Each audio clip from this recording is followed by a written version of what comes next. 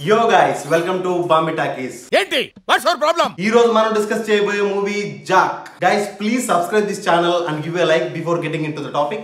Take go take taken ఈ Jack అనే మూవీని వరల్డ్ వైడ్ గా 17 కోట్లకు అమ్మారు. 17 crores అమ్మారు. థియేటర్స్ నుంచి 17 కోట్ల కంటే ఎక్కువ కలెక్ట్ చేసినట్టయితే ఈ సినిమా హిట్ అని అర్థం. సో ఈ రోజు డిస్కస్ చేద్దాం ఈ సినిమా ఏ మేరకు పర్ఫామ్ చేసిందో. ముందుగా కథ విషయానికి వస్తే హీరో ఒక రా ఏజెంట్ అవ్వాలని ఎప్పటి నుంచో కలలు కంటూ ఉంటాడు. కాకపోతే తను ఏం అవ్వాలనుకుంటున్నాడు అనేది తన తండ్రికి చెప్పడు. సో అప్పటి నుంచి తన తండ్రికి హీరో ఏం అవ్వాలనుకుంటున్నాడు అనే విషయాన్ని తెలుసుకోవాలని ఉంటుంది. సో అందుకని ఒక డిటెక్టివ్ ను అపాయింట్ చేస్తాడు. హీరో రా ఏజెంట్ అవ్వడానికి చేసిన పనులు వాటి వల్ల ఎలాంటి కాన్సిక్వెన్సెస్ వచ్చాయి అండ్ ప్రకాష్ రాజ్ కూడా ఒక రా ఏజెంటే. సో ప్రకాష్ రాజ్ కి హీరోకి వచ్చిన కాన్ఫ్లిక్ట్ ఏంటి, ఇలాంటి విషయాలని మనం స్క్రీన్ మీద చూసి తెలుసుకోవాల్సిందే. ఇక విశ్లేషణ విషయానికి వస్తే స్టార్టింగ్ సీనే హీరోని ఒక గన్ షాట్ తో చంపేసినట్టు చూపిస్తారు. కానీ చూసినప్పుడు ఆడియన్స్ ఏమాత్రం సర్ప్రైజ్ అవ్వరు, షాక్ అవ్వరు. ఆ బొక్కలు ఏదో ఒక రీజన్ పెట్టే ఉంటాడు అనుకుంటారు. ఆ సీన్ తర్వాత కథ స్టార్ట్ అవుతుంది. ఈ సినిమా ఒక కామెడీ స్పై యాక్షన్ థ్రిల్లర్. ఈ సినిమాలో థ్రిల్ ఉండదు, స్పై యాక్షన్ ఉండదు, కామెడీ ఉందా లేదా అన్నట్టు అలా వచ్చేళ్ళిపోవాలి. అసలు హీరో క్యారెక్టరైజేషన్ రా ఏజెంట్ కి సెట్ అయ్యే క్యారెక్టరైజేషన్ కాదు. ఆ రా ఏజెంట్ స్టోరీ ఏదైతే ఉందో అది హీరోయిన్ లవ్ స్టోరీకి గానీ కామెడీకి గానీ ఏ మాత్రం సెట్ అయ్యే స్టోరీయే కాదు. డీజే టిల్లు అంటే ఆ క్యారెక్టరైజేషన్ కి ఆ కథకి కరెక్ట్ గా సరిపోయింది. సో అది బాగా పండింది, ఆడియన్స్ ఎంజాయ్ చేశారు. ఒరే నాదంటే బొబ్బర్ లంక ఇలేజీ, ఇక్కడ ఎవరిదంటో తెలియక నేను చార్మినార్ కొన్నాను. మరి నువ్వు లోకల్ ఏంటి రవీంద్ర భారతి ఎలా కొన్నావురా?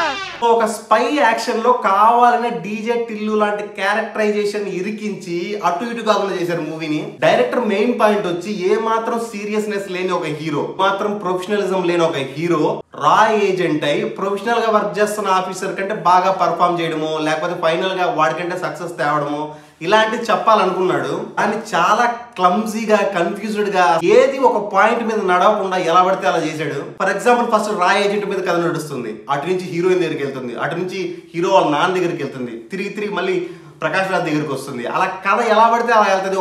माँ से ऑफिस, ऑफिस से घर, यहाँ से वहाँ, वहाँ से यहाँ, यहाँ से वहाँ, वहाँ से यहाँ, यहाँ से वहाँ, वहाँ से यहाँ, वहाँ से यहाँ.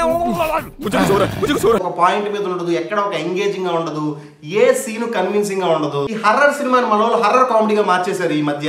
సేమ్ అలానే ఈ స్పై జోనర్ ను కూడా కామెడీ స్పై గా మార్చేస్తున్నారు.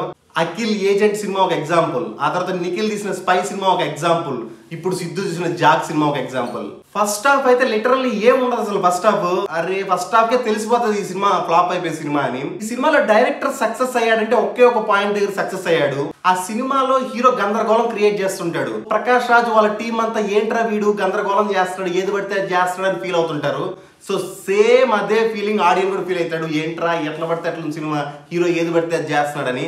ఆ ఒక్క పాయింట్ లో మాత్రం డైరెక్టర్ సక్సెస్ అయ్యాడని చెప్పాలి. ఈ సినిమా ఎంత దారుణంగా ఉందని చెప్పాలంటే ఒక సీన్ ప్రకాష్ రాజ్ ట్రాప్ లో ఇరుక్కున్నాడు అన్న విషయం హీరోకి తెలుస్తుంది. సో ప్రకాష్ రాజ్ ఆపాలి. ఒక ఫోన్ కాల్ చేసి ఆపచ్చు, ఒక ఫోన్ కాల్ చేసి చెప్పొచ్చు. కానీ హీరో బైక్ వేసుకుని మరీ వెళ్తాడు. వెళ్ళిన వాడు ప్రకాష్ రాజ్ ఆపుతాడు అంటే ఆపడు. ప్రకాష్ రాజ్ దాటి వెళ్ళిపోయి వాడు ఇరుక్కొని వీళ్ళని ఇరికిస్తాడు. ఆ సీన్ ఎందుకు తీసాడో అర్థం కాల. ఎందుకంటే క్లైమాక్స్ లో హీరో ఉండాలి. సో కొన్ని సినిమాలు ఉంటాయి ఒక రకంగా చెప్దాం అనుకుంటారు, ఫైనల్ గా రకరకాలుగా వస్తుంది, రాబిన్ హుడ్ లాగా. ఈ సినిమా అయితే రకరకాలుగా ప్రెజెంట్ చేద్దాం అనుకుని ఒకే రకంగా వచ్చింది, రొట్ట రకం. ఫైనల్ గా ఈ సినిమాకి బాంబే టాకీస్ రేటింగ్ 2/5. ఈ సినిమాలో ఏదైనా బాగుందంటే production values and background score చాలా బాగున్నాయి. వచ్చే రివ్యూతో మళ్ళీ కలుసుకుందాం. Until then bye by.